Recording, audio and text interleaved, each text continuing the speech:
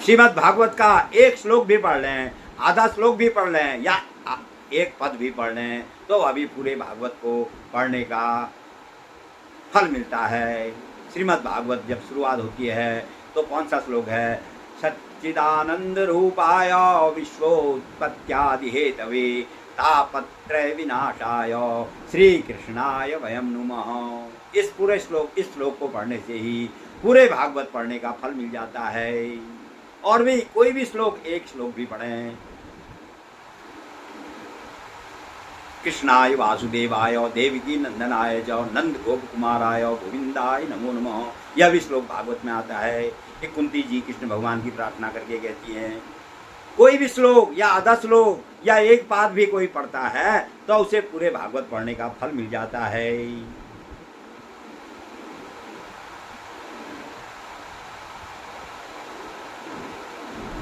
शालिग्रामार्चनम कार्यम मासे श्री पुरुषोत्तमे तुलसी दल लक्षेण तस्य पुण्यम अनंतकम। हे राजन, पुरुषोत्तम मास में 1,00,000 तुलसी के पत्तों से जो शालिग्राम का पूजन करता है उसको उस पूजन का अनंत फल प्राप्त होता है।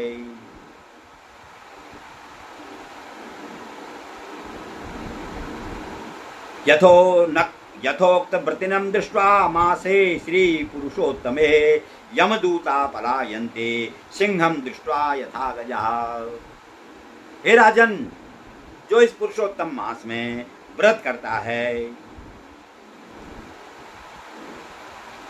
कथित नियमानुसार जैसे नियम कहे गए हैं, इस नियमों के अनुसार व्रत आचरण करने वाले व्रती को देखकर यमदूत उसी तरह भाग जाते हैं जिस प्रकार सिंह को देखकर हाथी भाग जाता है। हे महाराज, वाल्मीकि जी, हे महाराज, यह पुरुषोत्तम मास का व्रत 100 यज्ञों के करने से भी श्रेष्ठ है, क्योंकि यज्ञ करने से तो स्वर्ग लोक की प्राप्ति होती है। स्वर्ग में सुख भोगता है, अपने यज्ञ दान जब तब जो भी उसने किया था उसका फल भोग के फिर वह मनुष्य रूप में योनि में पुनर्जन्म लेता है, क्योंकि मोक्ष केवल मनुष्य योनि में ही हो सकता है, किसी अन्य योनि में नहीं।